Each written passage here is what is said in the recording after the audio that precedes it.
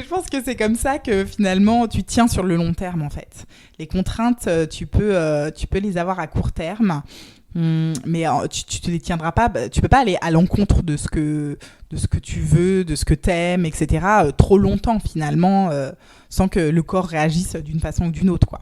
Et comme se lever le matin, si finalement tu te lèves pas à l'heure qui serait un petit peu naturelle de façon biologique, alors bon, si son heure naturelle c'est 10h le matin, ça peut peut-être poser un problème. Ouais. Mais sinon, voilà, ça sert à rien de se forcer à se lever à 5-6 heures du mat si c'est pas ton rythme, quoi. Bienvenue sur Chill, le podcast pour chiller où je vais à la rencontre d'entrepreneurs ambitieux qui mènent une vie saine. Je suis Brice de Feta Fitness. Aujourd'hui, je suis très heureux de revenir sur le podcast. J'ai pris ce temps en août pour enregistrer aussi d'autres interviews et je suis plutôt content des futurs invités que j'ai réussi à faire venir sur le podcast.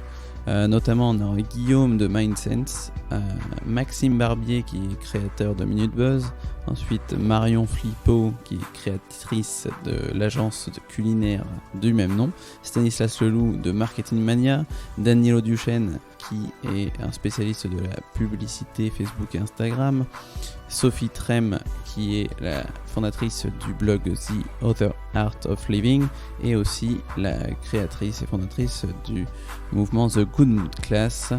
Donc beaucoup d'invités avec des actualités différentes et très intéressantes. Je suis certain que ça va vous plaire. Pour l'épisode de rentrée, j'accueille Pauline Barr. Pauline a fondé The Working Mums. La mission de The Working Mums est de soutenir l'ambition professionnelle des femmes qui ont des enfants auprès des particuliers et des entreprises. Dans cet épisode, Pauline nous donne sa méthode pour caler ses 8 heures de sport par semaine dans son emploi du temps chargé, qu'elle concilie entre mari, enfant et son activité à The Working Mums. Elle nous fait part de ses routines et nous livre quelques astuces peu communes pour bouger un peu plus ou un peu mieux tout au long de la journée. Enfin, on aborde son alimentation et vous verrez qu'elle a un mindset particulier puisqu'elle ne se lâche jamais et qu'elle n'est jamais frustrée. Évidemment, Pauline distille tout au long de l'interview des conseils pour toutes les mamans qui voudraient prendre plus de temps pour elles et faire plus de sport. Pensez à laisser un avis sur Apple Podcast ou iTunes, c'est ce qui m'aide le plus. Une dernière chose, à la 48e minute, on a eu un petit problème de son. Je ne sais pas pourquoi nos micros se sont coupés. Ça dure seulement 2 minutes. Et ensuite, on a corrigé le tir. Donc, j'espère que vous ne m'en tiendrez pas rigueur. Voilà, soyez juste patients. Ça dure seulement 2 minutes. Mais je voulais pas le supprimer parce que ce que disait Pauline était intéressant. Et ensuite, on n'a pas eu l'occasion de redire les mêmes choses. Merci à tous et bonne écoute.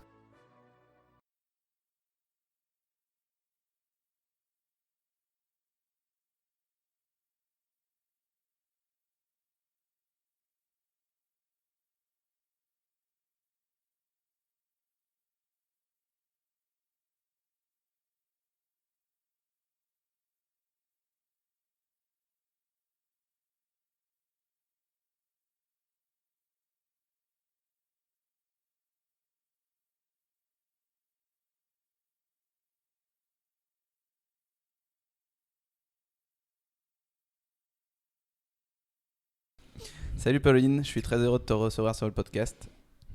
Salut Brice, enchantée, c'est un plaisir pour moi d'être ici. Pour commencer, est-ce que tu peux présenter ton activité pour les auditeurs qui ne te connaîtraient pas ? Tout à fait. Alors, je suis la fondatrice de The Working Mums. Donc, la mission de The Working Mums, c'est de propulser les femmes qui ont des enfants professionnellement, tout en gardant en fait une vie personnelle épanouie. D'accord. Et ça fait combien de temps du coup que tu fais ça ? Alors, j'ai lancé l'entreprise au mois d'octobre l'année dernière. Donc, ça fait à peu près 10 mois maintenant. Ok. Tu les aides de quelle manière du coup ? Alors, du coup, j'ai 3 activités. Donc, la première, c'est pour les mamans, en fait, directement. Du coup, là, c'est de l'accompagnement. Alors, sur diverses thématiques, c'est principalement dans le cadre, par exemple, de retour à l'emploi après une pause pour s'être occupé des enfants. C'est aussi pour tout ce qui est remise en forme. Donc, ça peut t'intéresser. Donc, moi, je suis spécialisée justement dans la remise en forme après la grossesse. Okay. Après, j'aide aussi en fait les femmes donc, qui ont eu des enfants et qui veulent se reconvertir, donc, notamment donc, dans l'entrepreneuriat quand elles veulent créer leur entreprise. Donc, je les accompagne pour le lancement, pour en fait la période un peu voilà, réflexion et puis directement après lancement kick-off. Donc voilà, donc ça c'est pour ce qui est de l'accompagnement des femmes. Donc je fais sous forme un peu de coaching en fait, hein, soit en face à face, soit via visio en fait. Et ensuite pour les mamans, il y a aussi des événements qui sont organisés physiquement, des événements pour oser. Alors là, ce que j'ai fait ces 10 derniers mois, il y a eu 4 événements. Donc c'était un événement cabaret, pole dance, burlesque, voilà. Donc là, on m'a dit oui, donc c'est sympa, Pauline, tes événements, il faudra quand même que ça soit un peu plus grand public. Et alors, en fait, je suis très contente, il y a quand même des femmes qui osent, qui sont venues participer aux événements. Donc, c'est sous forme d'atelier. En fait, elles font elles-mêmes la pole dance, etc.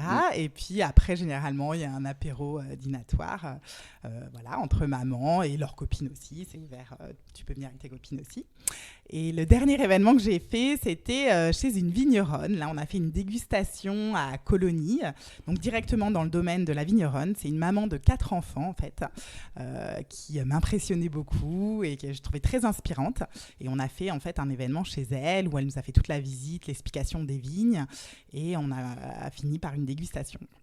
Donc, voilà. Donc ça, c'est pour la partie particulier. Après, j'ai une deuxième activité qui est pour les entreprises. Là, j'interviens en entreprise sous forme de conférences, de workshops ou en fait carrément consulting sur le plus long terme. Donc les conférences que j'ai fait dernièrement, c'était comment alléger la charge mentale professionnelle et personnelle. Donc toujours quand même un peu orienté quand on est parent. Hein. Après, il y a eu aussi comment transformer les compétences de la maternité en compétences professionnelles. Ensuite, j'interviens en consulting. En fait, ce que je fais, c'est que on fait un état des lieux en fait avec l'entreprise. Donc, je travaille avec les ressources humaines pour voir en fait quelle est la situation actuelle au niveau de la parité, tout ce qui se fait au niveau de la parentalité en entreprise, et vers où ensuite ils veulent aller. Donc, moi, je les accompagne dans cette période de transition pour qu'ensuite il y ait beaucoup plus de femmes à des postes à responsabilité et qu'on s'occupe en fait de toutes les femmes qui ont eu des enfants pour pas les perdre en cours de route et pour leur permettre d'avoir une carrière toujours intéressante une fois qu'elles ont accouché. Voilà. Et dernière activité, du coup la 3e, c'est l'écriture. Alors, je suis en train d'écrire un livre. J'avais fait un appel à témoignages pour avoir des témoignages de centaines de mamans, en fait. Et c'est un livre qui va regrouper toutes les astuces des working moms pour réussir leur cas de vie. Alors, leur vie de maman, forcément, c'est la première à laquelle on pense. Leur vie professionnelle, leur vie de couple, parce que souvent, ça passe un petit peu à la trappe une fois qu'on a des enfants. Et leur vie de femme, en fait, tout simplement. Et c'est aussi celle qu'on oublie rapidement quand on a des enfants. Et en fait, que je veux remettre un peu sur le devant de la scène. Ok. Voilà. Il y a beaucoup de choses. Hein. Il y a beaucoup de choses. Hein. Il y a de quoi faire. Et donc, du coup, tu parlais de remise en forme pour les jeunes mamans, c'est ça ? Exactement. Et ça, tu fais quoi, du coup, exactement avec ces personnes-là ? Voilà. Alors, en fait, parce que donc il y a quand même plusieurs étapes une fois qu'on a accouché. Et il ne faut pas reprendre le sport comme ça d'un coup, n'importe comment. Donc, il y a toute l'étape qui est déjà rééducation. Hein. Bon, je ne vais peut-être pas trop rentrer dans les détails, la rééducation du périnée, ça, mais en fait, c'est très, très important. Parce que c'est vraiment, donc, pour le périnée et pour tous les muscles profonds, si tu veux, c'est ce qui va te permettre après vraiment d'avoir une base solide et puis de pouvoir reprendre un peu n'importe quel sport. Mais en fait, c'est vraiment la base. En Suisse, ce n'est pas obligatoire. Donc, en plus, les gens ne sont pas forcément très informés sur ce sujet. Donc voilà, on commence si tu veux par ça et puis après je pense que ça ressemble un petit peu peut-être à ce que tu peux faire toi, c'est-à-dire que en fait je me mets vraiment à la place de la personne en face, de la maman, pour savoir quels sont en fait ses désirs, parce que je pense que c'est vraiment ce qui compte en numéro 1 dans le sport, c'est de prendre du plaisir et c'est comme ça qu'on tient sur le long terme. Donc pareil, j'ai pas du tout de programme imposé et on voit vraiment avec la maman en fait en quoi en quoi elle pourrait s'épanouir en fait dans le sport. Et donc après, on voit ça aussi très précisément, à niveau organisation, comment caser ça dans l'emploi du temps, comment s'organiser avec les enfants, quel système de garde mettre en place, comment parler avec son conjoint, faire ou pas le sport avec son conjoint et se garder des créneaux. Donc il y a à la fois le côté très organisationnel dans l'emploi du temps, où on fixe carrément les trucs hebdomadaires et tout ça, et tout le système de garde en fait qui va autour, ce qui fait que ça va t'obliger en fait à y aller. Parce qu'effectivement, quand t'es maman, si t'as déjà payé la babysitter tous les mardis soirs, en fait c'est impossible, tu vas pas rester chez toi, parce que déjà si tu restes chez toi, tu restes avec tes enfants et la babysitter, ce qui sert à rien. Et du coup, tu vas être obligé de sortir de la maison, puis du coup d'aller à ton cours sur lequel tu t'es inscrit et engagé pour un petit moment, quoi. C'est une super technique. Et ok, j'aime beaucoup. Oui, ça ressemble un peu à ce que je fais aussi. Voilà. Moi, je ne fais pas du tout, par contre, ce côté, comme toi, où tu es très porté alimentation, etc. Moi, ça reste de niveau, quand on parle alimentation, c'est quand même des trucs très, très basiques. Donc, ce n'est pas principalement pour ça que les femmes font appel à moi. Mais du coup, voilà, je leur dis dans un premier temps, finalement, moi, je commence plutôt par le sport, pour ne pas leur mettre trop la pression sur l'alimentation. Okay. Et ce que j'ai remarqué, c'est que, en fait, l'alimentation, après, elles ont peut-être moins besoin de moi, ça vient plus naturellement. Parce que, finalement, quand elles se remettent au sport, naturellement, ça donne envie finalement de manger plus sainement, parce qu'on a envie de manger des aliments qui nous donnent de l'énergie pour le sport.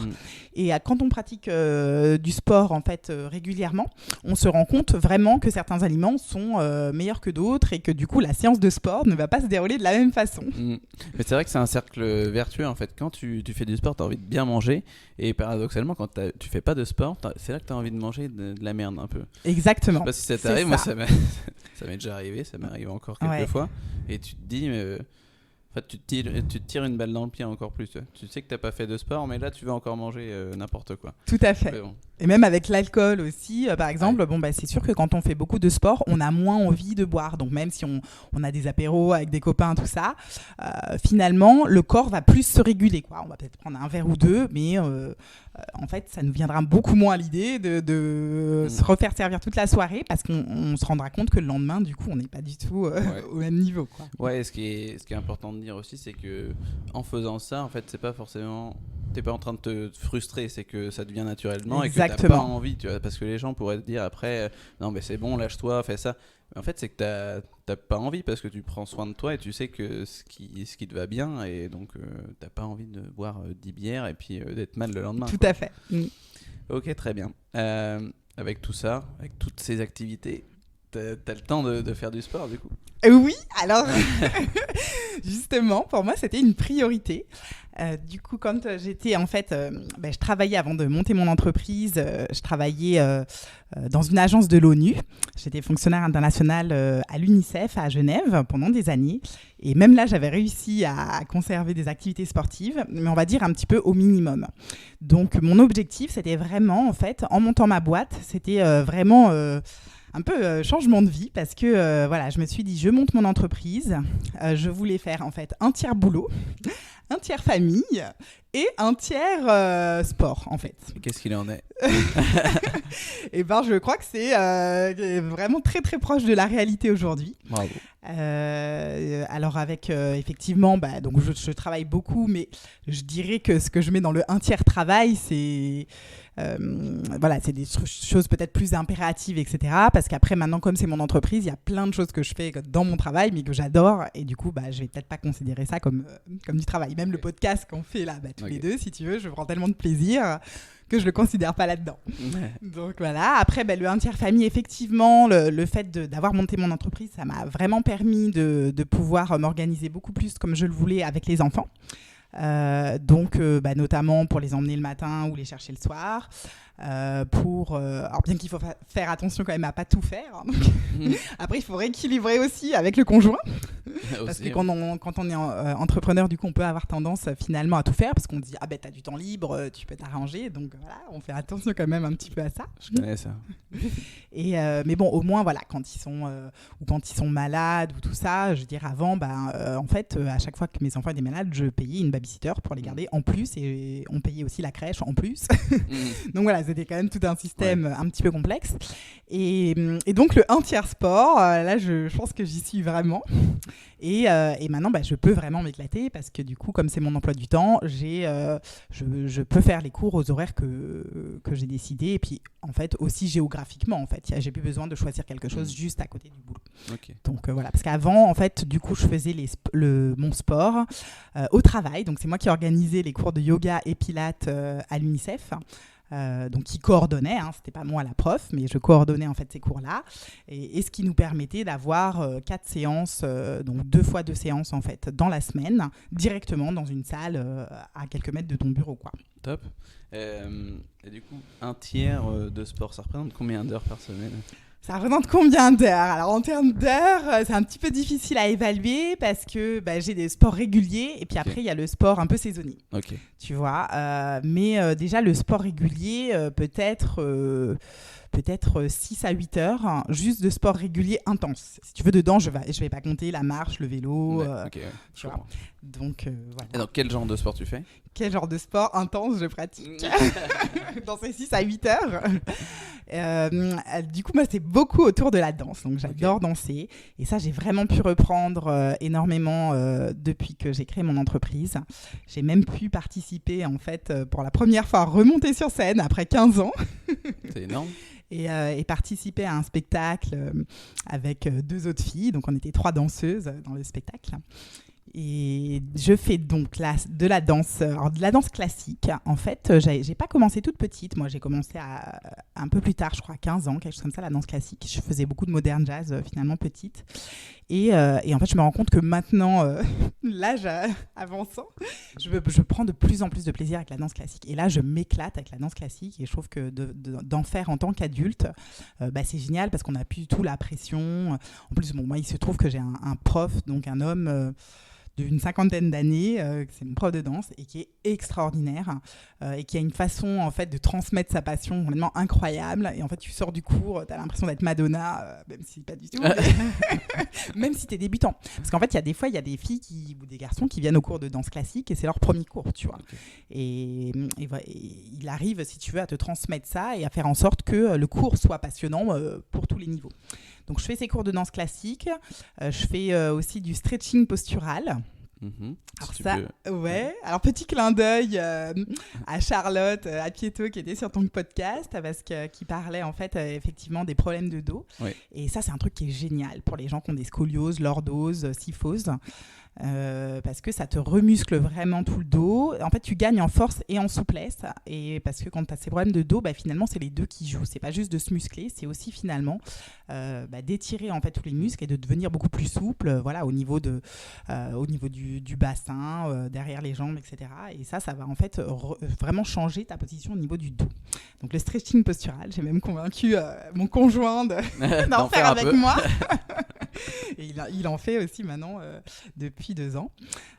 Donc ça, et ça, c'est des cours que tu prends ou c'est ce que tu fais chez toi ? Non, je prends les cours, ouais. Alors là, quand je dis les 6 à 8 heures, c'est vraiment je prends des cours. Okay. Et ce que je fais chez moi, en fait, je le compte pas vraiment parce que là, c'est quand même beaucoup moins régulier. Là, c'est vraiment les cours que je manque jamais, quoi. C'est-à-dire, même si je suis malade un peu, en fait, j'y vais quand même.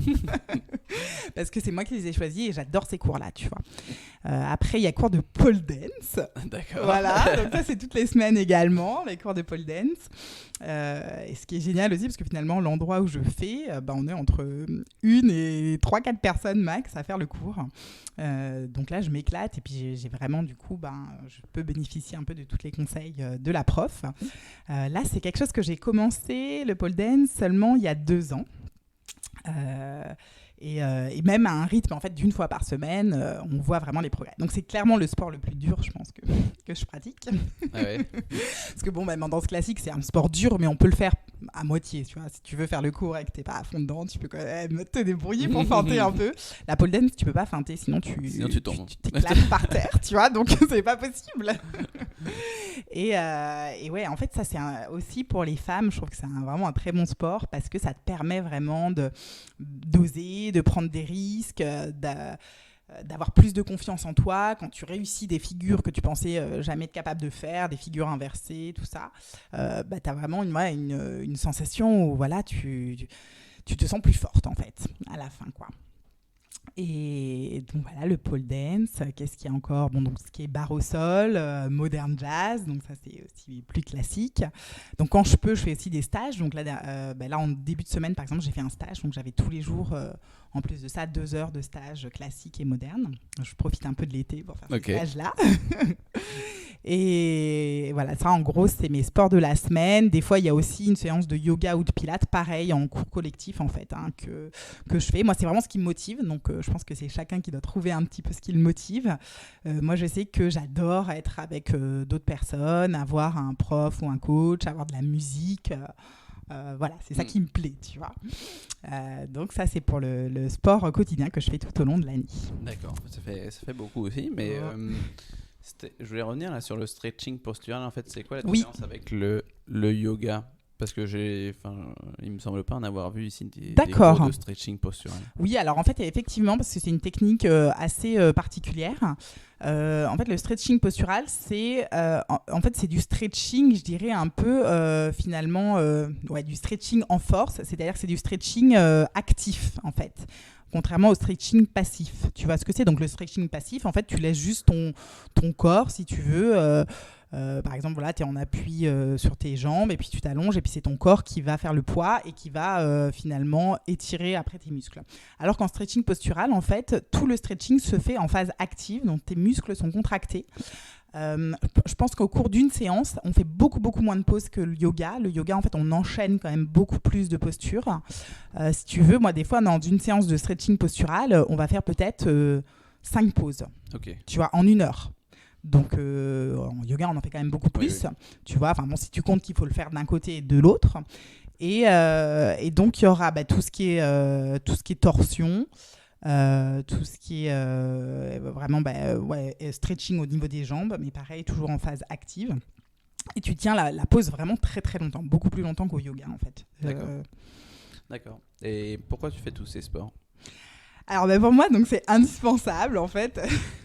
Je me verrais pas faire autrement. Je pense que les moments dans ma vie où j'en faisais moins, c'est-à-dire que j'avais peut-être gardé juste 2 à 3 heures de sport, on va dire intense par semaine, je ressentais qu'il y avait quelque chose qui était pas aligné, si tu veux. Et donc maintenant, j'en fais quasiment quotidiennement. Et là, pour moi, c'est vraiment la situation normale, quoi. Je dis là, je sens que je suis bien, que c'est mon truc, que ça m'apporte énormément après au niveau... en fait, je pense que ça doit vraiment revenir en tant que priorité quand tu as des enfants, parce que c'est ça qui te permet de gérer tout le reste. C'est ça qui te permet de gérer ton boulot, de revenir le soir et de gérer tes enfants pendant les heures de rush et de profiter d'être avec eux, de déstresser. Pour moi, c'est vraiment l'équilibre pour tout le reste, quoi. D'accord. Du coup, en fait, c'est... Je sais plus ce que je voulais dire. C'est comme ça te laisse le temps de boire un coup. Oui, vas-y, pas de problème. Non, je voulais dire en quoi c'est important, mais parce que tu parlais là, du coup, c'était important pour ta vie de famille et aussi bien pour ton business, mais dans quel sens? Parce que ça te donne plus d'énergie, parce que tu sais que tu peux te défouler ou autre chose? Et déjà parce que en fait, je fais des sports qui me passionnent. Yes. Du coup, forcément, ça va se ressentir, si tu veux, au niveau du bien-être, etc. Bien sûr, donc au niveau de l'énergie, ça c'est complètement incroyable. En fait, on pense que de faire du sport, ça fatigue, mais c'est complètement l'inverse. Moi, je pense que plus on travaille, plus c'est important de faire du sport, et parce que c'est justement ça qui va te donner toute l'énergie pour faire le reste, quoi. Ça, faut le répéter, ça. Exactement. Non, mais on croit qu'en fait ça fatigue, et il y a ce petit moment, si on veut, avant d'aller à une séance de sport où on peut être chez soi, sur son canapé, n'importe, et on se dit j'y vais pas et tout ça. Même j'ai encore ça maintenant, hein. Mais en fait, le fait d'y aller et de pas, on se dit non mais j'y vais, et je me pose la question, mais je me dis mais non, en fait j'y vais, c'est tout simple, tu vois. Et puis ça s'arrête là, et là on y va, et en fait on n'est jamais déçu, on regrette jamais d'y être allé. C'est vrai, en plus c'est bien parce que toi tu prends des engagements, donc tu te poses la question j'y vais pas, mais en même temps tu te dis ça se trouve j'ai déjà payé. Exactement. Voilà, un cours de sport, moi ça me coûte une blinde, quoi. Ouais. Non, mais c'est vrai, ça me coûte le prix du cours, ça me coûte le prix du système de garde. Donc, je vais pas. Et du coup, ce qui est génial, c'est que en fait, je fais cette séance de façon mais super intense, quoi. Comme si je jouais ma vie, tu vois. Parce que voilà, je sais que derrière, il y a un coût qui est tellement énorme que je vais pas arriver, je vais pas me mettre au fond et faire le mouvement à moitié. Parce que je veux dire, là, non, ça me demande un tel engagement au niveau organisationnel, financier, peut-être aussi sacrifice, parce que je vais pas voir mes enfants à ce moment-là, etc., que là, je donne tout, en fait, à chaque séance, tu vois. Du coup, en fait, parlons un peu de cette organisation. Comment tu fais pour t'organiser avec tes enfants, ton mari, ton boulot, pour du coup mettre en place ce sport régulier? Voilà, alors du coup, mon organisation pour ces sports qui sont vraiment répétitifs et que je fais chaque semaine, si tu veux, c'est tout réglé à l'avance, quoi. Donc en fait, ça varie même pas pendant l'année. Et donc je sais exactement quels sont les jours et les créneaux horaires, et donc on prend en fonction, soit c'est mon conjoint pour certains sports, soit c'est mon conjoint qui garde les enfants à ce moment-là, soit c'est la babysitter, soit finalement ça se passe à midi, donc c'est l'heure où les enfants sont à la crèche ou à l'école, mais tout ça en fait j'ai pu à y penser. C'est-à-dire que c'est fixé. Là, je sais pour le mois de septembre comment j'attaque la rentrée, quels sont les cours que je vais faire. Et ça, c'est déjà dans mon emploi du temps. Donc après, tout ce qui est boulot, finalement, je vais le caser en dehors de ces cours-là. Et ça va vraiment arriver très, très rarement que je fasse sauter un des cours pour un rendez-vous professionnel. Parce que finalement, maintenant, je peux quand même moi-même un peu décider aussi de mes rendez-vous. Et j'ai suffisamment de plages horaires qui me restent dans la semaine pour pouvoir caser tous mes rendez-vous, que ça soit le coaching avec les mamans ou en entreprise, sur les autres créneaux finalement. D'accord, et du coup comment ça se matérialise? Tu le notes dans ton agenda ou bien t'as autre chose, tu le mets sur un paperboard, comment tu fais? Alors en fait, je l'ai même pas dans mon agenda, mais parce qu'en fait c'est tellement régulier que c'est comme d'aller au boulot tous les matins à 8h30 par exemple. Ouais, finalement, voilà, je sais tel jour que j'ai telle chose. J'ai pas non plus 17 cours dans la semaine, donc c'est quand même gérable. Parce qu'en fait, j'ai aussi, c'est des moments où j'enchaîne 2 cours par exemple. Donc ça va être un créneau, j'enchaîne 2 heures de cours. Donc finalement, c'est après assez facile à prévoir. J'enchaîne par exemple barre au sol et danse classique. Donc ça dure 2 heures et ça c'est toutes les semaines sur un créneau et voilà. Ouais, c'est intéressant. Du coup, des fois tu fais... Je fais du grouping, voilà. Du grouping ou du batching, ou comme tu vas appeler ça. Ouais. Oui, alors c'est vrai qu'on dit, en fait, c'est beaucoup mieux de faire du sport, genre 30 minutes tous les jours que 2 heures d'un coup, etc. Bon, en fait, moi, je fais 2 heures par jour, donc comme ça, j'ai pas à choisir. Mais c'est vrai que voilà, tant qu'à faire, en fait, j'arriverais pas à faire autant de sport si c'était à chaque fois que des cours de 45 minutes isolés. Et parce pourquoi? Que il faudra à chaque fois recompter le déplacement, tout ça. Ce qui fait que en fait, j'ai c'est plusieurs fois où c'est quand même 1h30, 2 heures d'affilée. Ouais, c'est ça. Vu que tu en fais quand même beaucoup dans la semaine, c'est vrai qu'il faut quand même regrouper tout ça. Exactement, voilà. Et après, j'ai tout le reste, parce que ça, c'est vraiment ce que j'appelle comme sport intense. Mais après, on peut en discuter encore. Vas-y, qu'est-ce que tu as d'autre? Voilà, après en réserve. Donc, en réserve. Parce qu'après, il y a plein de façons de faire du sport. Et il n'y a pas juste s'inscrire dans une salle et tout ça. Moi, j'ai ça avec la danse parce que j'adore ça. Mais après, il y a plein d'autres façons de le faire. Donc, il y a après tout ce qui est un petit peu bouger au quotidien. Et là, ce qui peut marcher aussi quand on a des enfants, c'est en fait de faire avec les enfants. Donc, alors c'est pas toujours possible, hein, bien sûr, mais quand on peut, en fait, tout ce qui est de déplacement. Donc, bien sûr, déplacement, là, on peut le faire. Par exemple, pendant des années, nous, on faisait les déplacements à vélo. On faisait tout à vélo pour les emmener à la crèche, à l'école, etc. Maintenant, c'est plus trottinette. L'école est plus près, donc on y va en trottinette. Mais du coup, je prends ma trottinette aussi. Les enfants prennent leur trottinette. Alors voilà. Alors, c'est pas une trottinette électrique, je précise. Ah, parce que j'allais dire sinon. Non. Donc c'est une vraie trottinette, un petit peu casse-gueule, juste sur 2 roues. Et voilà. Donc du coup, quand je suis avec les enfants, je fais le sport avec eux.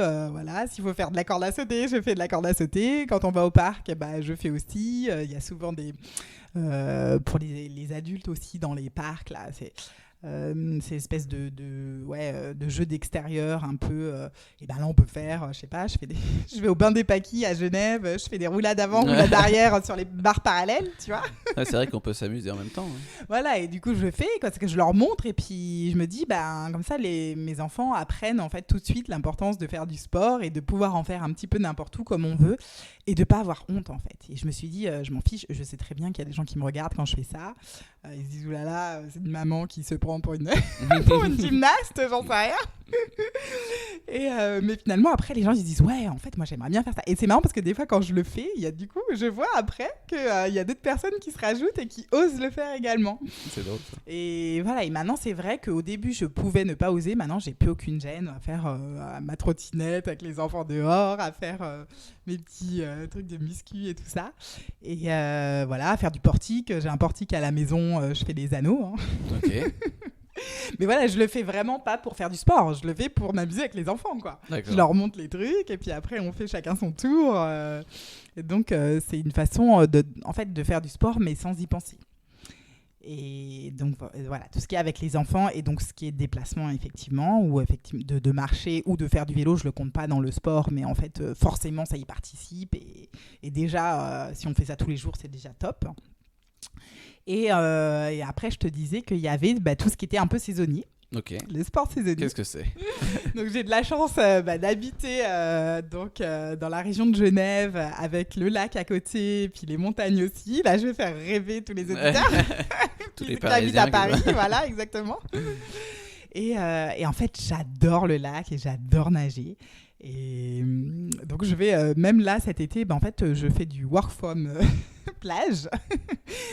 En fait j'amène mon petit siège et puis je travaille depuis la plage. Bon, c'est pas des plages de sable, hein, c'est des plages d'herbe et tout ça. Il y a aussi des plages de sable, mais bon, moi je fais la plage d'herbe. Et du coup, comme ça, quand je me fais un petit break, je vais nager dans le lac. Et en fait, je nage dans le lac bien 4 mois pendant l'année et plusieurs fois par semaine. D'accord. Ça va peut-être pas être longtemps, hein. Je vais nager entre 10 minutes et 30 minutes en fait. Mais ça, j'adore quoi. Et après, on ressort. Bon, il y a, je pense aussi l'effet un peu de l'eau froide, de tout ça qui booste un petit peu. Doit pas être très chaude, non ? Alors, en ce moment, elle est chaude parce que voilà, il y a la canicule en plus qui était là à un moment donné qui va revenir. Donc, elle est chaude, elle est à 23 peut-être, quelque chose comme ça. C'est énorme. Moi, j'arrive à me baigner à partir du moment où elle est à 18 pour le moment. Pas mal. Voilà. Mon objectif, ça serait de faire beaucoup moins, de me baigner même à 6-7 degrés. En fait, j'aimerais bien faire la coupe de Noël en décembre, donc au bain des Paquis à Genève. Alors pour ça, il faut s'entraîner en fait au moins 2 fois par semaine à partir du mois de septembre pour habituer son corps progressivement au froid.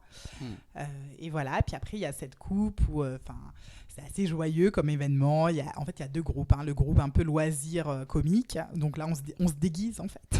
Ce serait toi ? Ça serait plus moi. Moi, je ferais en version loisir comique. Et après, il y a la version plus compète, quoi. Voilà. Et ça, j'aimerais bien le faire. Alors, j'ai mis une copine sur le coup pour qu'elle nous trouve un petit groupe en fait de nageuses parce qu'elle l'a déjà fait. Ok. Et voilà. Donc ça, c'est les activités saisonnières. Et puis bien sûr, l'hiver, tout ce qui est ski en fait. Et là, on essaie d'y aller. Voilà, s'il y a de la neige, on y va le week-end. Et on fait aussi avec les enfants. Donc en plus, là, ce qui est lac et montagne, pareil, c'est des activités que je fais avec les enfants, quoi. Donc c'est... en fait, je trouve que pour réussir finalement à tout faire et puis un peu à concilier les 4 vies dont je te parlais au début, en fait, il y a plein de petites techniques et l'une d'entre elles, c'est en fait de combiner, quoi. C'est-à-dire tu combines ta vie de maman et puis ta vie de femme sportive parce que tu n'as pas le temps de tout séparer et tout ça. Donc, il y a des moments où j'adore faire mon sport voilà, sans les enfants et tout, bien qu'il m'est déjà arrivé d'emmener ma fille à mon cours de pole dance et elle était à côté en train de faire des coloriages quand j'avais pas de système de garde et ils me connaissent bien, sont très sympas et ils ont bien accepté que je vienne avec ma fille. Mais sinon, voilà, il y a les 2 possibilités et de combiner aussi les activités sportives avec ses enfants, ça permet vraiment de s'y remettre et en plus de finalement de faire prendre conscience en fait dès le plus jeune âge de l'importance du sport en fait pour ses enfants. Ouais, et puis il y a un côté ludique à tout ça, donc c'est ça qui est intéressant aussi, c'est que les enfants ils sont contents de jouer un peu avec maman et tout ça. Exactement, Donc, pour eux en fait le sport c'est du jeu. Enfin, ouais. on voit les enfants finalement, ouais, ils font du sport, c'est tout le temps en jouant quoi. Même d'ailleurs, parce que là j'ai ma fille qui prenait aussi des cours de natation l'été là à Genève plage. Et du coup, avant l'âge de 7 ans, c'est que des jeux. En fait, ils leur font faire, je sais pas quoi, ils leur font faire le crocodile, du coup, ils ont des termes comme ça d'animaux et tout ça. Ils imitent les animaux, en fait. Ok. Et c'est super ludique. Et ils sont pas encore dans vraiment la technique à proprement dite, mais vraiment dans le côté, on s'amuse et en même temps, on apprend à se débrouiller pour rejoindre en fait le rivage rapidement et flotter, respirer, ne pas couler quoi. Mais sous une forme très très ludique. Ouais. Mais je trouve que nous, en tant qu'adultes, on a perdu un peu ça, le fait de s'amuser, que souvent, quand on veut faire du sport, c'est hyper strict, on va dans un cours et puis on fait telle chose. Et tu vois, c'est intéressant d'avoir aussi ton point de vue et de voir que tu peux t'amuser avec tes enfants et en tout cas faire du sport. Et évidemment que ça compte parce qu'il y en a certains qui vont dire bon bah je transpire pas, ou alors on alterne avec mes enfants donc c'est pas vraiment du sport, mais en fait tout ça mis bout à bout c'est déjà comme tu disais hyper bien de faire tout ça dans sa semaine quoi. Donc c'est très, très intéressant. Du coup en fait je comprends que quand t'es chez toi c'est plutôt du sport avec tes enfants et t'as pas une application, quelque chose, un programme fixe que tu te fais chez toi, c'est vraiment au feeling avec tes enfants quoi. Oui, alors moi c'est vrai que le côté digital ça me dit un petit peu moins dans le sport. Je pense que ça peut convenir à certaines personnes peut-être qui sont qui ont beaucoup d'autodiscipline, tout ça. Mais moi, comme je prends de la motivation de mon entourage, des gens qui le font avec moi, de la musique et du prof, c'est sûr que je perds énormément. J'avais un site là pour... ça s'appelle Ballet Beautiful, c'est une américaine, une danseuse qui fait des petits mouvements et tout ça. Alors ça, je regarde un petit peu ses vidéos et je le fais, par exemple, si je suis en déplacement et que vraiment pendant plusieurs jours, je vais pas pouvoir avoir mes cours et tout ça. Mais j'avoue que là, j'arrive jamais à faire des sessions de 2 heures, quoi. C'est impossible. Donc si je le fais toute seule, ça va être 20 minutes, quoi. Quelque chose comme ça. Après, j'ai des petits trucs. Hein, ça s'appelle en fait, c'est de faire les mouvements de bras comme le lac des cygnes. Donc, j'ai un programme en 15 minutes qui fait que des mouvements de bras version lac des cygnes. Donc, ça, j'aime bien, voilà. Mais au bout de 15 minutes, après... je passe à autre chose, quoi. Ok, d'accord. J'ai pas beaucoup d'autodiscipline pour ça, pour tout ce qui est un peu digital. Mais voilà, après quand même, ça va être plutôt dans les postures. Finalement, moi, je suis très posture, donc aussi, je sais pas si on peut appeler ça vraiment du sport à proprement parler, mais ça change quand même le mindset quand tu te mets dans une posture. D'ailleurs, je suis en train de lancer là, sur LinkedIn toute une série pour les postures de motivation pour l'été, la série Empowerment de l'été par les postures, si tu veux. J'ai vu passer, ouais. Voilà, je sors la première lundi, tu verras. J'ai le droit de m'inscrire ou pas? Parce que tu peux t'inscrire, t'es pas une working mom, mais bien sûr que t'es bienvenue. Non, c'est marrant parce que sur LinkedIn, effectivement, en fait, j'ai quand même la moitié de la communauté qui me suit, qui est en fait, c'est des hommes et beaucoup de papas, bien sûr, forcément. Mais je trouve ça génial parce que effectivement, le but, c'est quand même que tout le monde se sente impliqué et si on veut avancer, ça marchera comme ça, quoi. D'accord. Quel conseil tu donnerais à un entrepreneur qui veut se mettre au sport ou changer son alimentation? Alors moi, je pense effectivement que le côté organisationnel, c'est hyper important. Et donc, je dirais il y a 2 choses. C'est bien sûr le plaisir avant tout, dont on a parlé. Donc vraiment se poser un peu, réfléchir à qu'est-ce qu'on a envie de faire au fond de soi. Enfin, tout le monde a quand même un sport qui lui plaît plus que d'autres, tout ça. Une fois qu'on a identifié en fait quel est vraiment le sport qu'on a envie de faire, et de passer tout de suite au côté pratique en se disant ok, alors maintenant moi je veux faire ça, je sais pas, je veux faire du basket, c'est mon rêve, j'adore ça, j'en ai peut-être fait petit ou pas, on s'en fiche, et comment je fais maintenant pour faire du basket dans mon emploi du temps aujourd'hui avec mon boulot, ma famille et tout ça, et du coup de voir autour de soi quels sont les cours accessibles, niveau niveau géographique et niveau timing en fait, de voir où et à quelle heure on peut faire le cours, et ensuite justement de mettre en place le système pour être sûr d'y aller, soit la garde avec les enfants, soit si on est seul, Ça peut être aussi de se motiver, d'y aller avec un copain ou voilà. Mais finalement, de passer en fait de cette idée vraiment qui nous plaît à fond et tout ça au côté pratique. C'est un peu comme dans l'entrepreneuriat, en fait, je dirais. C'est que tu passes de l'idée à l'implémentation et en fait, tu as ces 2 étapes où, dans le sport où l'idée, ça part vraiment de ce qui vient du cœur, du plaisir et tout ça. Il faut tout de suite quand même passer à l'implémentation, savoir concrètement où je fais mon sport, quand, avec qui et dans quelles conditions. Très bien, ouais. Et est-ce que tu as des conseils pour l'alimentation ou... Alors pour l'alimentation, effectivement, moi je pense que ça intervient pour moi un peu dans un deuxième temps parce que naturellement on mange plus équilibré quand on fait du sport. Donc je dirais pas de se mettre trop la pression là-dessus en premier lieu. En fait, de commencer par le sport. Et je pense que finalement il y a très peu de... Quand on parle de régime, etc., on parle tout de suite de il faut manger ça. Et moi je pense qu'en fait on peut vraiment manger tout quoi. Donc, et c'est vrai, et finalement, il vaut mieux après adapter le sport qu'on va faire en fonction. Moi, je vois par exemple, en fait, j'ai jamais fait de régime de ma vie. Et je fais exactement le même poids à 1 kilo près depuis 20 ans. C'est pas mal. Donc voilà, c'est assez incroyable et je fais absolument pas du tout attention, genre est-ce qu'il faut que je mange ou pas ces pâtisseries, etc. Vraiment, voilà, si j'ai envie de manger des pâtisseries, je mange mes pâtisseries. Bon. Et je pense que la clé derrière, alors bon, bien sûr peut-être c'est une question de métabolisme, mais dans mon cas, je sais très bien qu'en fait c'est grâce au sport.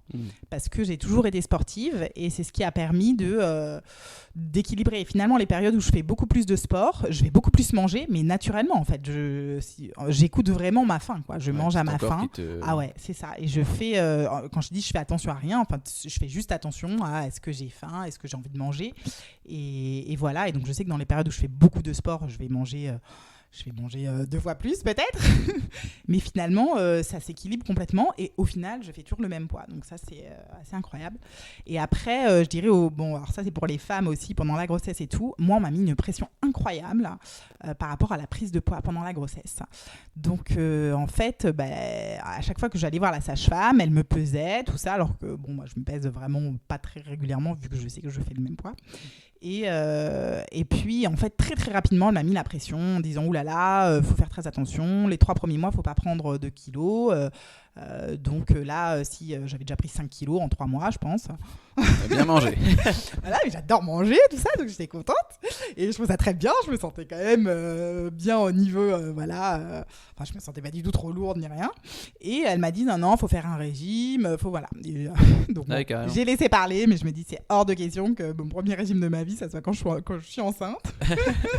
C'était là où c'était tout perdu. Non, mais finalement, je faisais un petit peu attention, j'avoue, parce qu'il y a quand même des aliments un peu interdits, tout ça. Je faisais un petit peu parce que j'aime pas non plus trop me prendre la tête à ce niveau-là. Je faisais quand même attention, par exemple, ce qui est poisson cru ou ce genre de choses. Ok, ça, je mangeais pas. Sinon, je mangeais quand même bien. Et puis voilà, et à la fin, j'ai pris, je crois, peut-être 15 kilos pour chacune de mes grossesses. Et je les ai perdus après, naturellement, dans les mois qui ont suivi. Mais pareil, pas de se mettre de pression, quoi. Ça peut prendre... alors, ça prend jamais 2 mois, ça c'est sûr.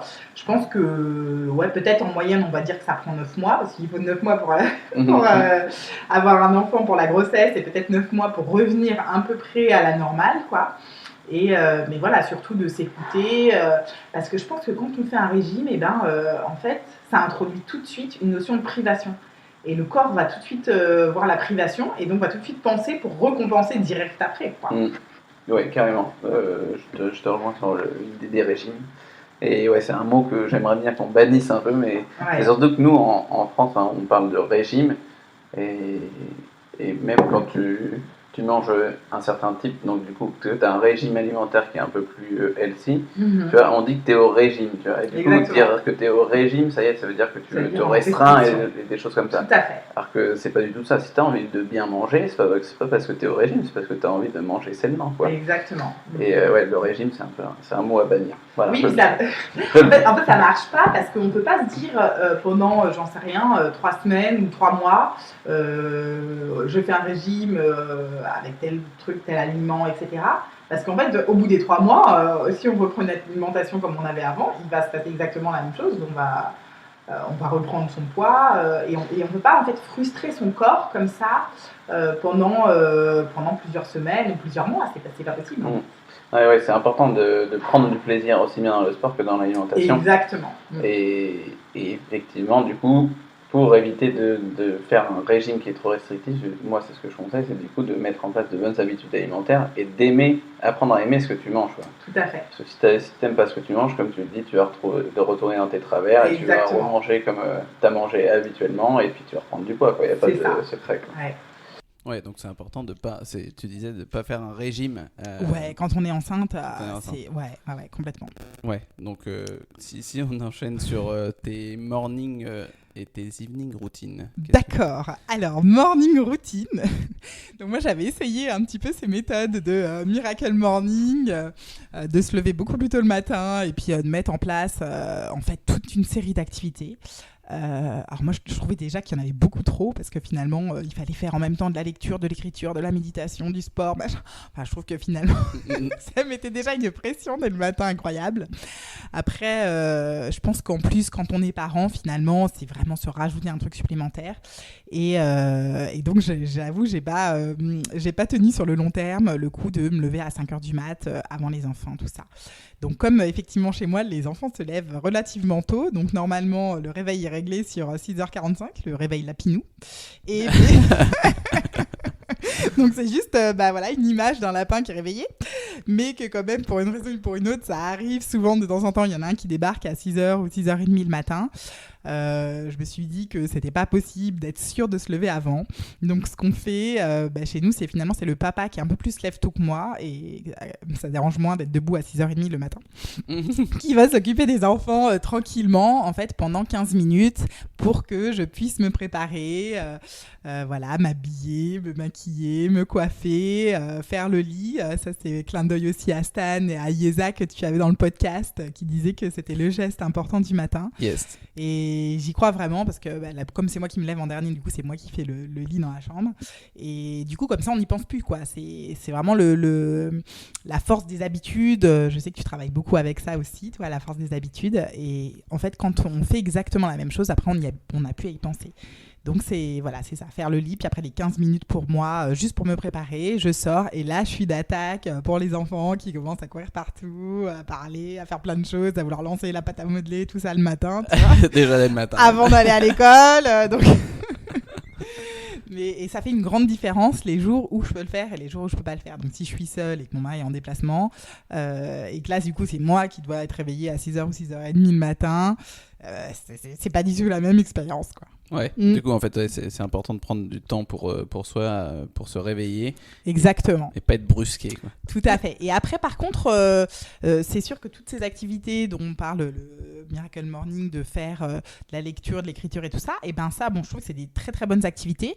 Moi ça me convenait pas du tout de les faire un peu dans le rush en 45 minutes le matin. Par contre parce que j'ai un truc par exemple quand je lis un bouquin en fait je comprends pas le principe de lire 10 minutes par jour. En fait moi quand je lis un bouquin je le lis d'un coup. Donc ah ouais, comme ça c'est. Voilà. En fait, alors maximum en 2 fois. Donc je vais lire, je vais prendre 3-4 heures et je vais lire le bouquin. Et j'ai jamais compris le concept en fait de lire un bouquin sur un mois. En fait, je me dis c'est comme si on regardait un film. Ça nous viendrait jamais à l'idée de regarder 10 minutes de film chaque jour et de terminer le film en je sais pas combien de jours. Et pour moi les bouquins c'est pareil. J'ai jamais compris le concept de lire un petit peu de livres chaque jour. Du coup des fois je lis pas du tout pendant une grande période et puis après des fois je lis plusieurs bouquins mais je les lis en un coup ou 2 coups. Donc, ça, c'est une bonne réflexion, ça, la comparaison avec les films. Moi, c'est vrai que j'arrive pas à me dire que je vais prendre le temps de lire 2 à 3 heures ou 4 heures. Déjà, je lis pas vite. Donc, du coup, moi, s'il fallait que je termine chaque livre en 2 fois, je ferais plus que ça. En fait. Mais c'est vrai que en ce moment, tu vois, je lis un peu moins et je devrais plutôt me forcer à faire ce genre de choses quand même pour aller au bout plus rapidement. Et en fait quand tu étales de plus en plus, finalement tu perds un peu le fil de ce que tu es en train de lire. Complètement, tu sais plus, puis finalement tu reviens en arrière, tu lis les autres pages, tu sais plus où t'en étais, tu sais pas si tu cornes la page ou si tu mets un marque-page. Enfin tout de suite ça devient super complexe, alors que quand tu le lis d'un coup finalement c'est assez simple quoi. C'est vrai. Je crois que je vais prendre cette résolution-là. Alors peut-être que je lis beaucoup moins de livres que d'autres avec cette technique, parce que je dis, ça peut arriver que sur des mois et des mois, je lise pas de livres. Et puis d'un D'accord. coup, sur 3 mois, je vais en lire 5, tu vois, ça... Ouais. C'est Bah, c'est vraiment une technique, aléatoire, quoi. Mais je le fais que par plaisir. C'est-à-dire que, hop, à un moment donné, je sais pas, je vois un livre où on me l'a conseillé, puis je l'ai sous les yeux. Et là, je me dis, ok, je le lis, tu vois. Et voilà, je me mets absolument pas de contraintes là-dessus. Moi, je suis très chill. Je me mets pas beaucoup de contraintes dans la vie. Mais je pense que c'est comme ça que finalement, tu tiens sur le long terme, en fait. Les contraintes, tu peux les avoir à court terme. Mais tu te les tiendras pas, tu peux pas aller à l'encontre de ce que tu veux, de ce que t'aimes, etc. Trop longtemps finalement, sans que le corps réagisse d'une façon ou d'une autre, quoi. Et comme se lever le matin, si finalement tu te lèves pas à l'heure qui serait un petit peu naturelle de façon biologique, alors bon, si son heure naturelle c'est 10 heures le matin, ça peut peut-être poser un problème.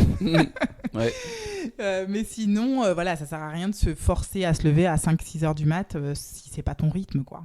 Ouais, c'est vrai. Et on en revient toujours à cette notion de plaisir, en fait. Tu peux te mettre des contraintes, moi, je pense, mais il faut quand même que tu y trouves un plaisir immédiat. Parce que Complètement. si ça te fait chier de te lever le matin et que tu veux en plus pas lire et que tu lis, tu te forces à lire, à écrire. C'est ça. Bon, après, il faut aussi apprendre à aimer le process, comme on dit. Mais il faut pas non plus que ça soit vraiment une tannée de se lever et de faire ce que tu dois faire, quoi. Donc prendre du plaisir. Et est-ce que tu as... Donc du coup, en fait, le matin, tu prends 15 minutes pour toi. Après, tu es avec les enfants, tu les emmènes à l'école en trottinette. C'est ça. Et derrière, tu commences la journée de boulot. Exactement, voilà. Et le soir, est-ce que tu as une routine ? Et alors la routine du soir, alors, ça tourne aussi énormément autour des enfants, forcément, quoi. Donc de s'occuper des enfants, tout ça, passer du temps avec eux, le bain, le repas, etc.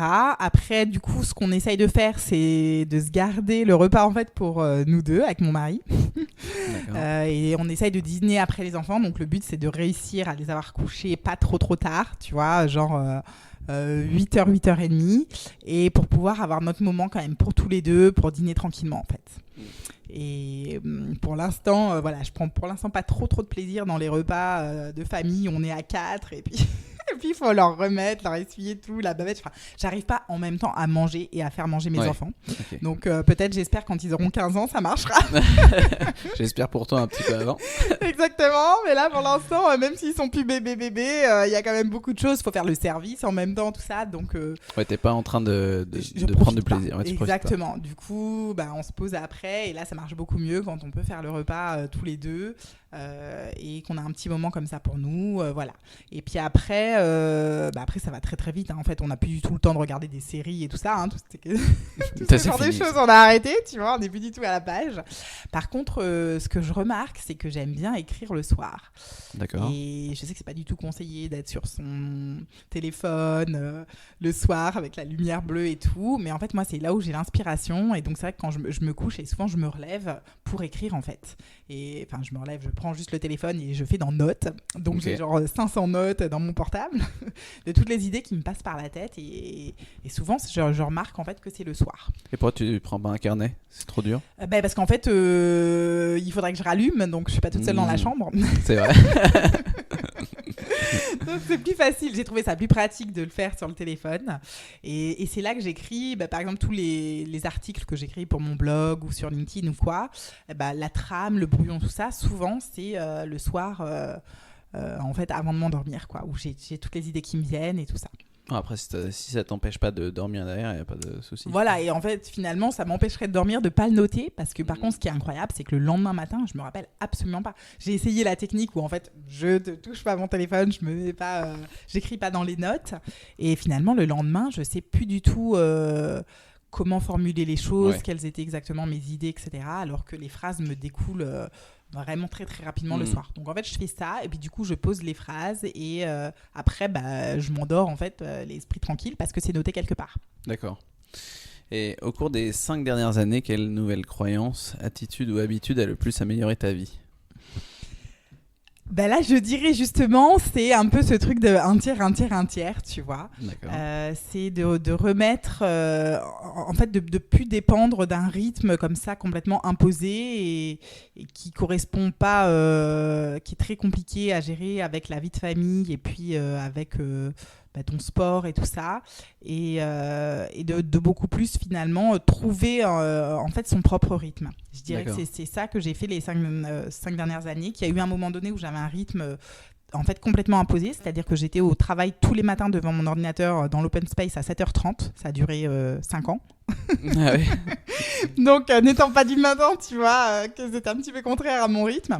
Et en fait, je faisais ça pour pouvoir du coup chercher les enfants le soir à la crèche à 17h15 si tu veux, mais j'avais pas le choix en fait dans mon travail, j'avais pas pu m'arranger autrement, j'avais essayé de demander un 80%, ça n'avait pas été accepté, tout ça, donc j'avais ce rythme là et c'est vrai que c'était quand même la course, quoi. Alors c'était faisable, j'avais quand même réussi à m'arranger, comme je t'ai dit, avec le sport, en organisation sur le lieu de travail, tout ça, et je profitais du coup quand même des enfants le soir et tout, mais c'était un peu la course. Et donc là, c'est vraiment ce que j'ai mis en place, là, on va dire, là, depuis une année, où j'ai mon rythme. Et donc je pense que voilà, dans la mesure du possible, trouver son propre rythme, c'est l'idéal. Après, il y a aussi, même pour les gens qui sont salariés, il y a aussi beaucoup de marge de manœuvre. Finalement, ça dépend aussi dans quelle entreprise tu travailles et surtout dans quelle équipe. Parce que moi, je voyais que dans mon équipe, c'était peut-être un petit peu plus rigide à ce niveau-là. Dans d'autres équipes, où j'avais rêvé de travailler d'ailleurs, ça n'a pas fonctionné, mais... Et en fait, il y a des managers qui ont absolument tout compris, qui sont super en avance sur ces sujets de responsabiliser en fait le salarié, de lui donner son autonomie en fait à l'intérieur d'un cadre, mais quand même.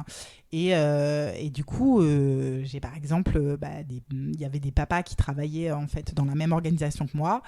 Et qui arrivait peut-être à 10h le matin au travail ou qui repartait à 16h30, quoi, qui faisait du travail de la maison, qui s'arrangeait autrement, enfin voilà, et c'est souvent, malheureusement, quand on est dans une entreprise, c'est très dépendant en fait un peu du chef d'équipe, quoi. En fait, ouais. Et puis de la politique aussi de l'entreprise. Voilà, il y a les deux en fait, parce que donc il y a des politiques RH qui sont marquées très clairement, où là des fois ça peut être super flexible sur le papier. Donc ça parle de flexible model, il y a tout un tas d'options, etc. Mais après, voilà, dans l'équipe, c'est pas forcément appliqué. Moi, ce qui est assez marrant, c'est qu'en fait, justement, quelques mois après que je sois partie, il y a eu en fait il y avait une nouvelle directrice en fait pour l'UNICEF, donc au niveau mondial, et elle a déclaré que en fait le flexible model c'était la norme. D'accord. Et que du coup, il fallait vraiment, si on n'avait pas un travail flexible, c'était l'exception, il fallait vraiment justifier que cette personne dans ton équipe ne doit pas avoir de travail flexible, etc. Et donc là, ça a eu un impact phénoménal, parce que du coup, ça dépendait plus du tout de ta chef d'équipe. C'était au-dessus, quoi. C'était au-dessus, et le fait finalement que ça vienne vraiment si tu veux, de la directrice, toutes les équipes l'appliquaient forcément. Et donc, c'est encore plus puissant, si tu veux, que juste une politique papier qui, après, est plus ou moins appliquée, si tu veux. D'accord.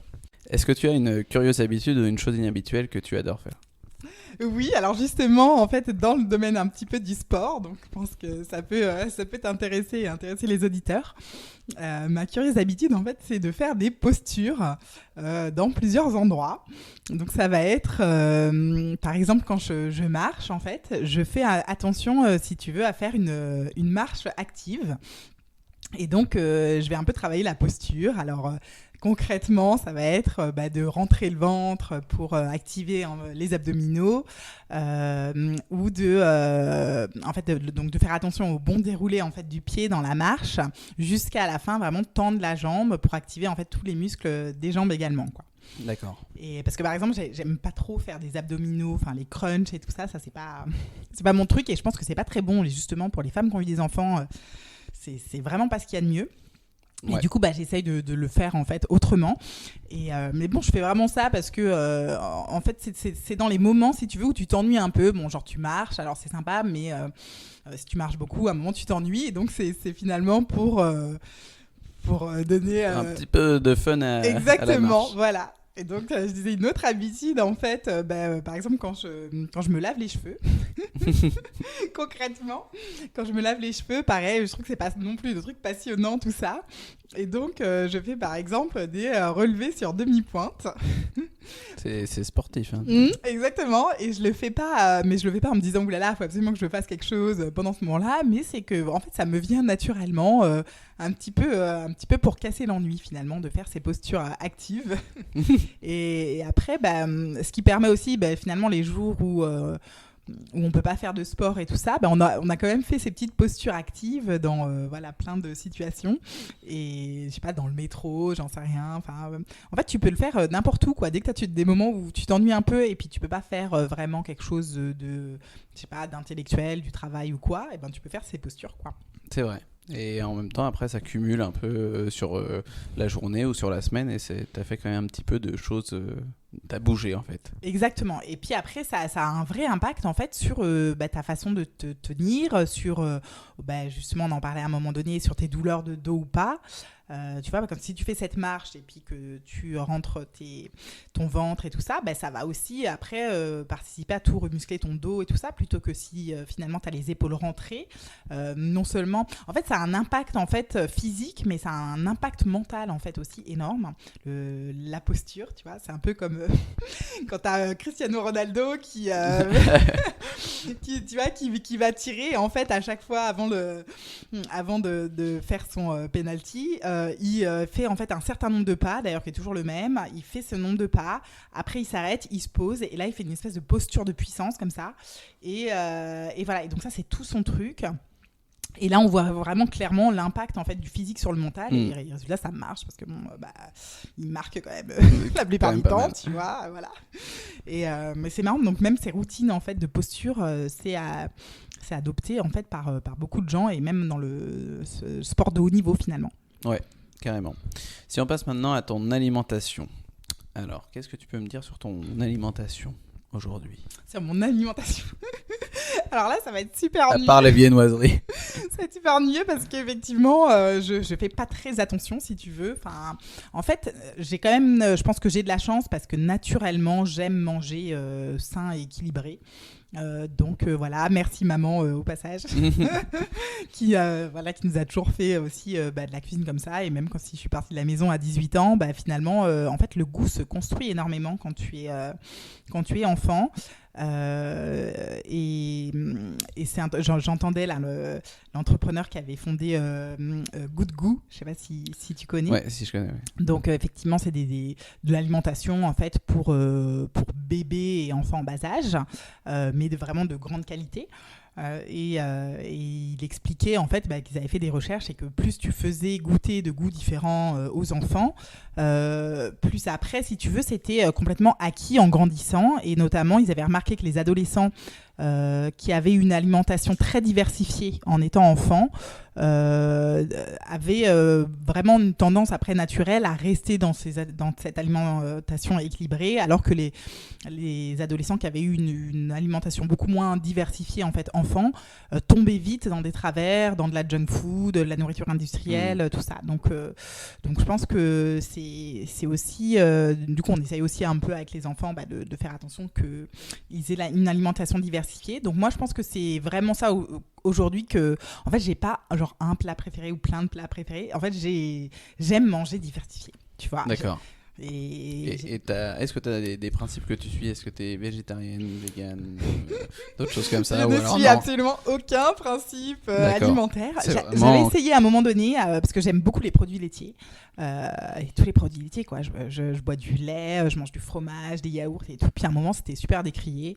Alors je me dis, peut-être que ça peut en avoir un impact sur l'énergie, j'en sais rien. Tout le monde disait qu'il fallait pas en manger trop. J'en mange vraiment une tonne. Hein.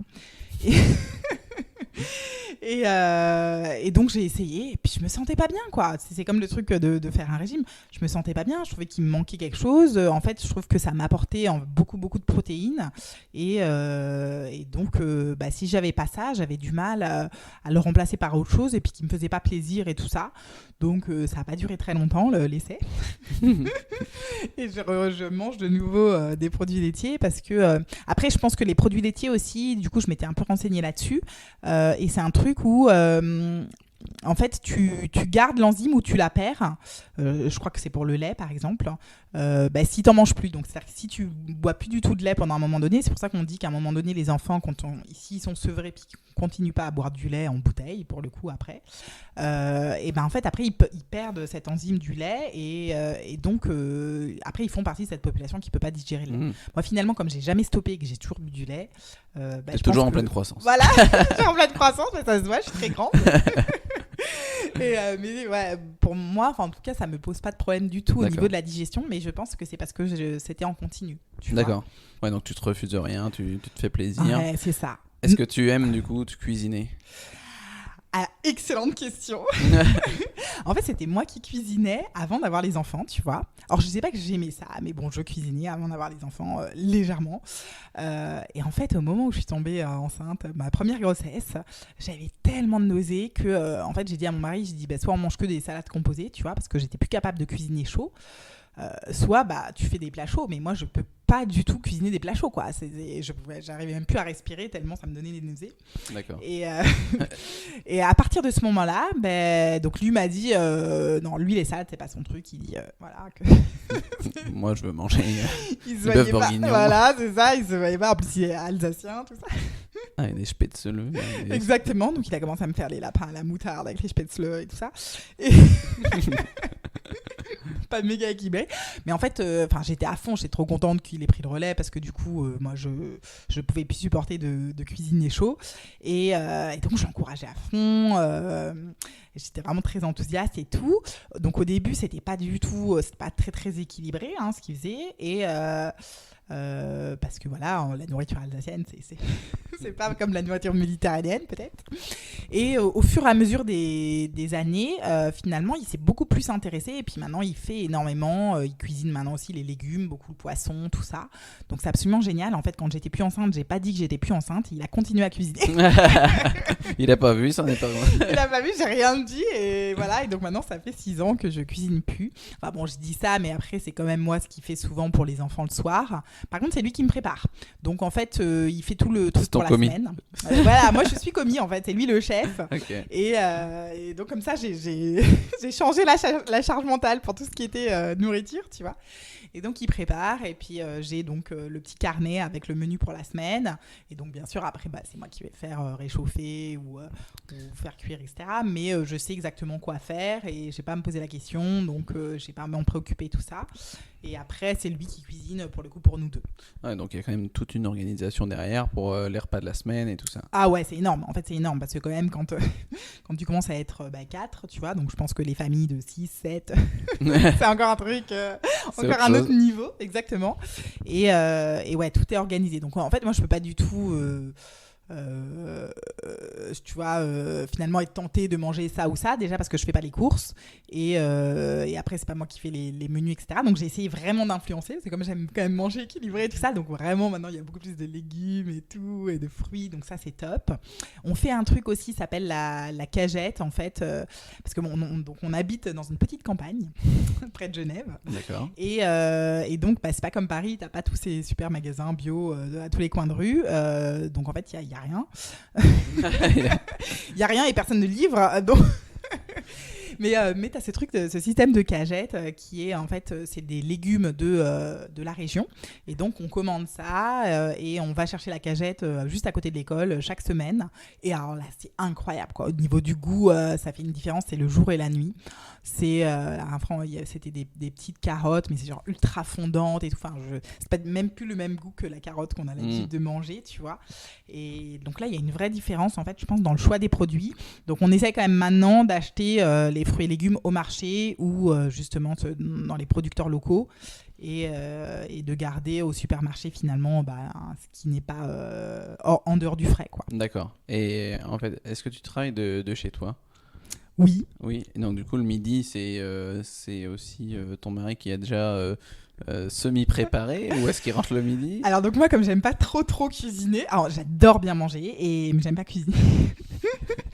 Donc je trouve des astuces, tu vois. Et en fait, par exemple, je travaille en fait à moitié de chez moi et à moitié en fait quand j'ai les rendez-vous avec les clients. Donc je suis quand même la moitié du temps en déplacement, en rendez-vous avec les clients. Et du coup, je fais aussi les lunchs, quoi, les déjeuners. Comme j'aime bien aussi ne pas manger seule. Donc en fait, je mange quand même beaucoup au resto le midi. En fait, D'accord. Ouais, tout le temps, je me fais pas manger. Ok. C'est très rare en fait que tu. Ouais, en fait, voilà. Alors, si tu veux les plats, à un moment donné, t'avais ta question de plat préféré, tout ça. Alors, je dis Je te la poser après. Ah ouais, ok. Attention. Et oui, donc ça va être de manger dehors. Alors quand je dis au resto, c'est pas forcément le resto traditionnel avec un menu du jour. Ça va être maintenant, il y a quand même plein de restos le midi où ça va être les, je sais pas quoi, les poke bowls ou ce genre de trucs où je trouve que Buddha c'est pas Bowl. mal. J'adore les Buddha Bowl. Buddha Bowl, voilà exactement. Donc c'est un petit peu tout marketing ce concept. Yes. Mais le truc qui est pas mal, c'est que quand même dedans, tu vas avoir par exemple des œufs, des lentilles, des trucs qui sont quand même assez costauds et qui vont te permettre de tenir pour un moment. Donc en fait, je mange aussi ce genre de choses le midi, quoi. Ça va être des trucs comme ça quand même très très équilibrés, mais très consistants.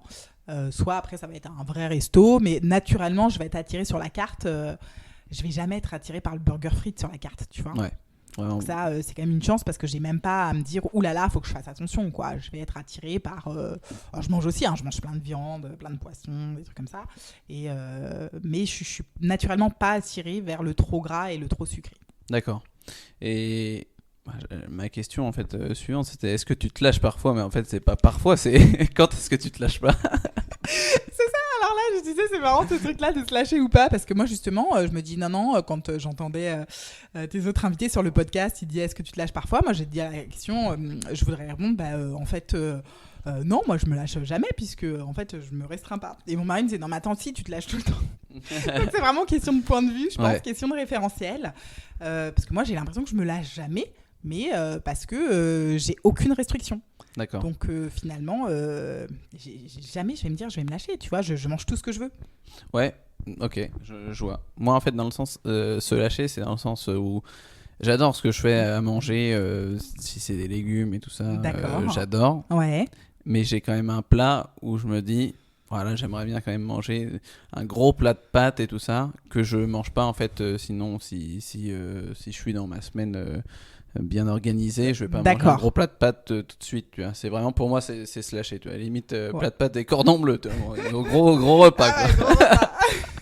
Mais pour moi ça me fait plaisir, tu vois. Ouais. Et bon, c'est pas que c'est un truc de malade mais c'est pas non plus dans les lignes que je veux faire avec ce que je mange dans mon alimentation, mais donc pour moi ça c'est se lâcher quoi. Ouais, alors peut-être ça serait les glaces pour moi, j'aime bien les glaces, tu vois. Mais pareil, je vais pas l'impression de me lâcher, si je mange une glace, je mange une glace, tu vois. Yes.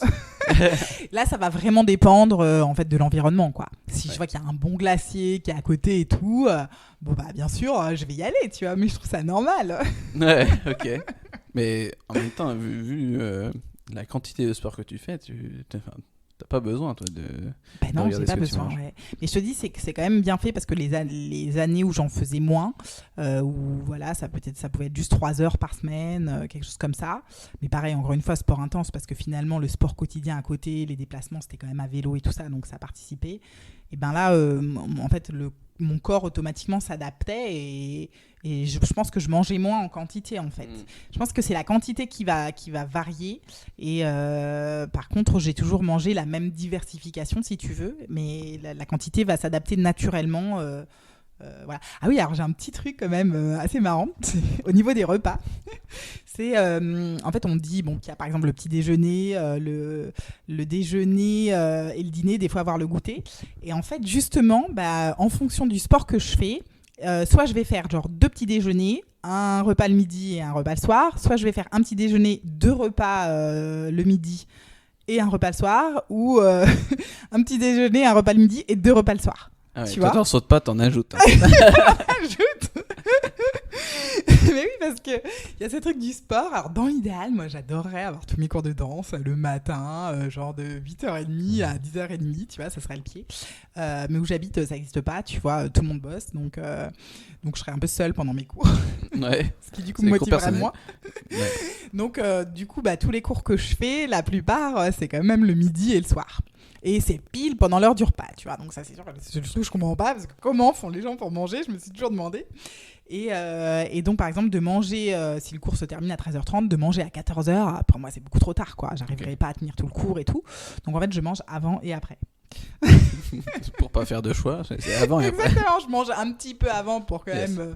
voilà, et du coup, je mange après. Et du coup, pareil, quand il y a les cours du soir, si j'ai mes cours, par exemple, de 18h30 à 20h30, ensuite, le temps que je me change et que je rentre et tout ça, il est 21h30, donc je mange à 21h30. Mais du coup, j'ai aussi mangé à 17h, quoi. Parce que j'arriverais pas à tenir sinon. Donc, ouais, en fait, je fais 4 repas par jour, mais qui varient. Ça peut être 2 petits-déj, 2 déjeuners ou 2 dîners. Tu vois. En fait, t'es vraiment au feeling. Tu vois, c'est, je mange quand j'ai faim. Ça fait plaisir. Quoi. Ouais, je vraiment... Et alors, j'ai de la chance, c'est que je suis pas trop attirée par le grignotage, tu vois. Mais par contre, je vais me faire carrément des vrais repas, quoi. Je vais vraiment me faire 2 déjeuners, tu vois. Je vais me faire un poke bowl avant le sport. Et après, je vais me réenchaîner. Ouais, c'est ça. Ok.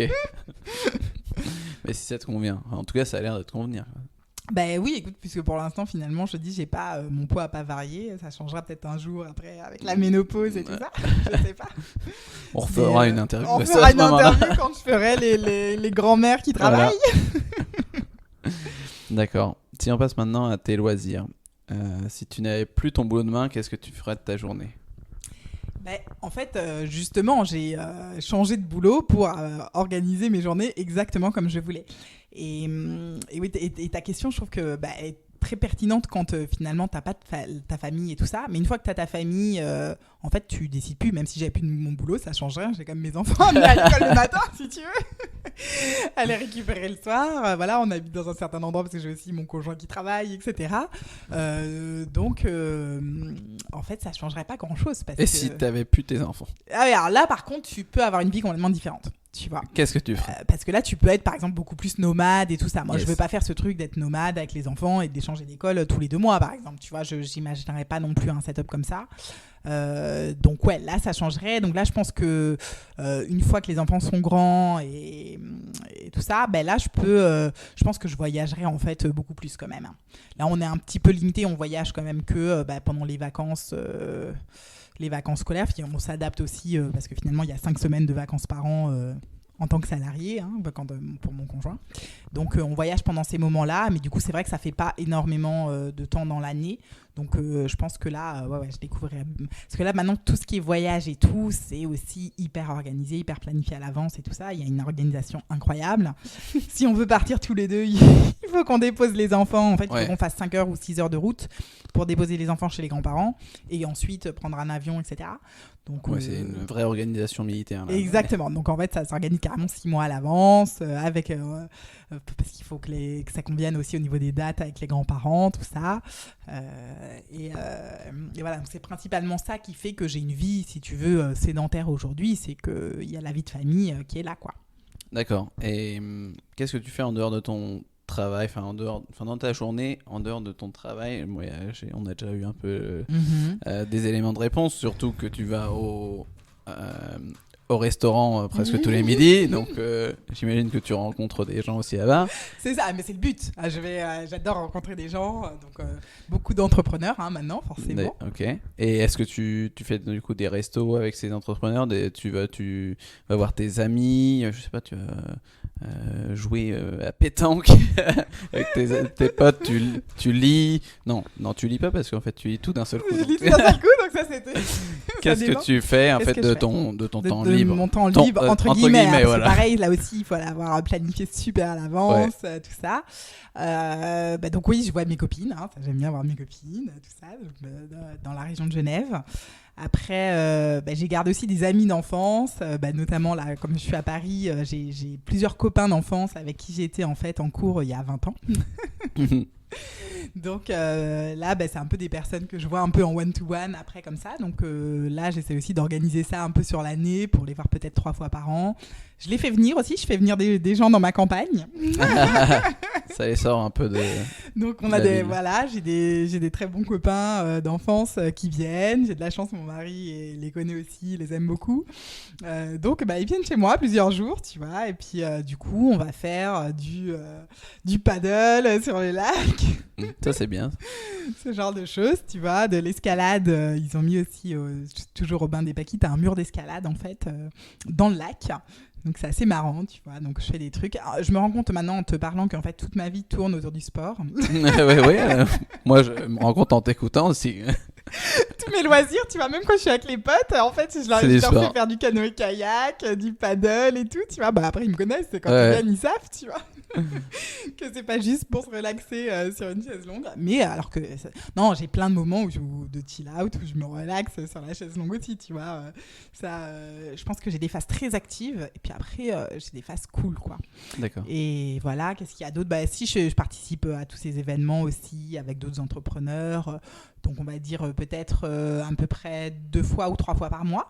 Je suis dans un réseau de femmes entrepreneurs qui s'appelle Genuine Woman, qui est en Suisse romande, mais qui débarque là aussi maintenant en France et en Belgique. Et donc il y a plusieurs événements qui sont organisés. Moi, ceux qui me conviennent assez bien, c'est les petits déjeuners. Il y a un petit déjeuner par mois qui est organisé, donc ça, j'essaie d'y aller. Et là, ça permet de rencontrer plein d'entrepreneurs femmes, du coup, et d'échanger sur leur parcours, sur ce qu'elles rencontrent, d'échanger plein d'idées, tout ça. Donc ça, je trouve que c'est hyper bien. Bon, déjà, on se marre, tu vois. Donc, c'est aussi un peu le lien social qui casse un peu la solitude de l'entrepreneur. Et en même temps, ça t'apprend pour ton business. En fait, je combine vachement, tu vois, j'ai pas ce truc d'avoir le boulot et les loisirs. En fait, c'est un peu tout combiné. Et donc, mes loisirs, ça va être de rencontrer d'autres entrepreneurs et de passer un bon moment, de rigoler et en même temps, d'apprendre plein de trucs super intéressants, tu vois. D'accord. Ça va être ça. Après, tout ce qui est activité culturelle et tout, j'avoue que dans la région où on est, il y en a pas. Et il y en a moins tu vois, qu'à Paris et tout. Donc ça, on fait pas trop. Ça me manque un petit peu. Tu vois, je pense que si j'étais à Paris, j'aurais l'abonnement pour aller à l'opéra tout le temps. Ce genre de choses. Donc comme on fait pas ça, c'est plus du temps pour autre chose. Et puis du coup, un peu comme je te disais, les voyages qu'on essaye. Là, je reviens de Copenhague. Ah ouais, pareil, j'ai un peu combiné, si tu veux, business trip et loisirs. Et en fait, je fais les deux. Et donc ça, c'est voilà, sur le temps des loisirs. J'essaye de découvrir un peu un nouveau pays, en fait, chaque année. Au moins, j'ai été aussi à Hong Kong l'année dernière. J'avais jamais été en Asie.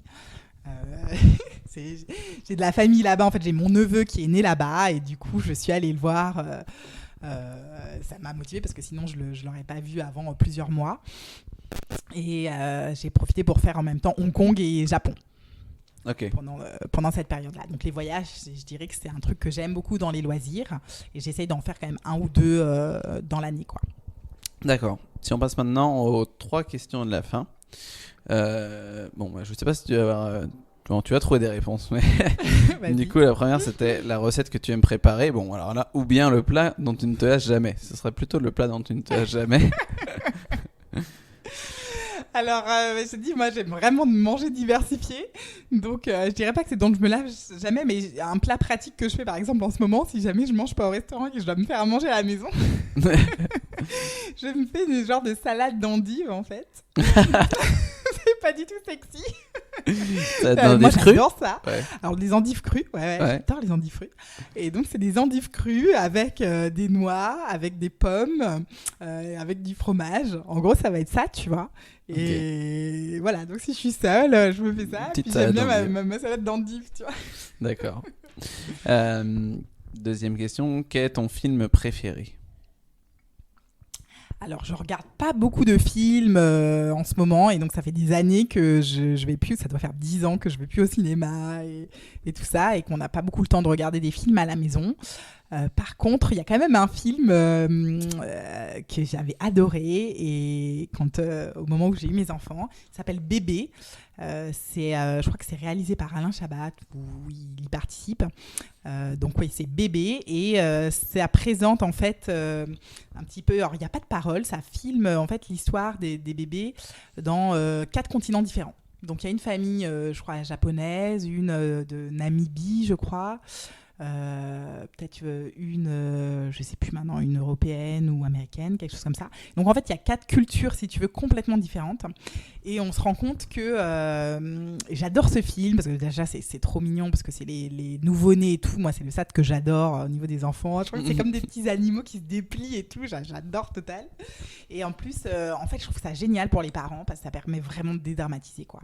Et tu vois que, en fait, il n'y a pas de commentaires, donc tu regardes juste, et tu vois que les bébés sont élevés de façon mais tellement différente que voilà, qu'en Asie, il y en avait un, je crois que c'était en Mongolie.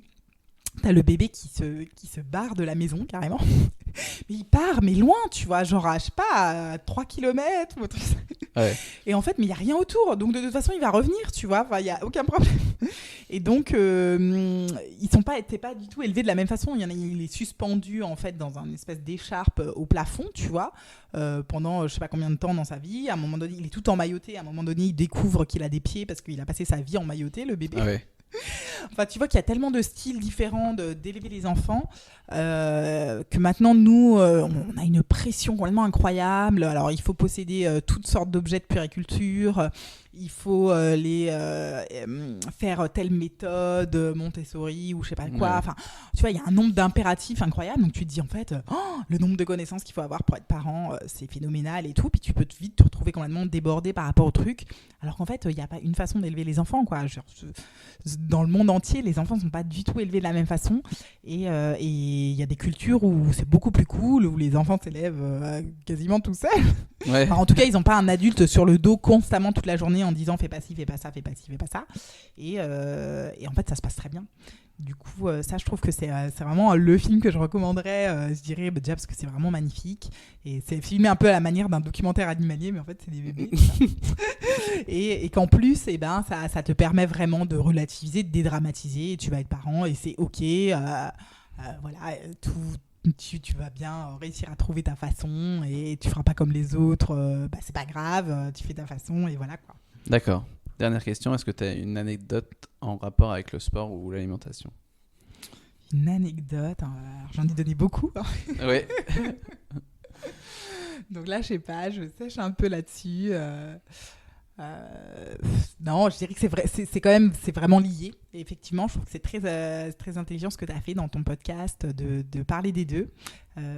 Parce que c'est vraiment, l'alimentation, c'est l'énergie qui va c'est ton carburant en fait, un peu on dit food is fuel. Yes. C'est ton carburant pour le sport, quoi. D'accord, très bien. Pour terminer, Pauline, est-ce que tu peux donner aux auditeurs les liens vers lesquels ils peuvent te retrouver ? Tout à fait. Alors, j'ai mon site internet, c'est theworkingmums.com, donc THE, après donc working et mums, MUMS.com. Donc ça, c'est pour le site internet. Après, je suis assez active en fait sur LinkedIn, donc je pense que la façon la plus facile pour me contacter, c'est sur LinkedIn. Donc Pauline Barre. Alors Barre, ça s'écrit B-A-R, tout simplement. Tu sais, j'ai un nom un peu déjà dans l'alimentation. J'ai tenu à garder fitness, mon... barre de fer aussi. Ah ouais, alors là, je les ai tout dessus, tu vois, open bar et tout, je les ai tous sur Barre. Et du coup, j'adore mon nom, je le trouve cool. Alors j'ai gardé mon nom de jeune fille. Parce que c'est très simple et très facile. Et donc voilà, Pauline Barre, B-A-R sur LinkedIn. Et du coup, on peut m'envoyer les messages comme ça. Alors, je poste pas mal. Je poste peut-être, je sais pas, 2 posts par semaine maintenant depuis que j'ai monté ma boîte. D'accord. Et ça m'a... En fait, j'ai adoré, quoi. J'ai rencontré... ça a débouché sur énormément de rencontres physiques, finalement. Parce qu'après, même si c'est digital, ça reste un petit peu local. Donc finalement, la plupart de mes contacts maintenant sont quand même dans la région de Genève ou en France et puis à Paris et tout ça. Et j'ai adoré, ouais, vraiment, j'ai une super communauté qui me suit, ça me motive à fond pour continuer dans mon entreprise. Je connaissais pas du tout les réseaux sociaux, j'étais super nulle. J'ai commencé en octobre, je devais avoir 100 contacts.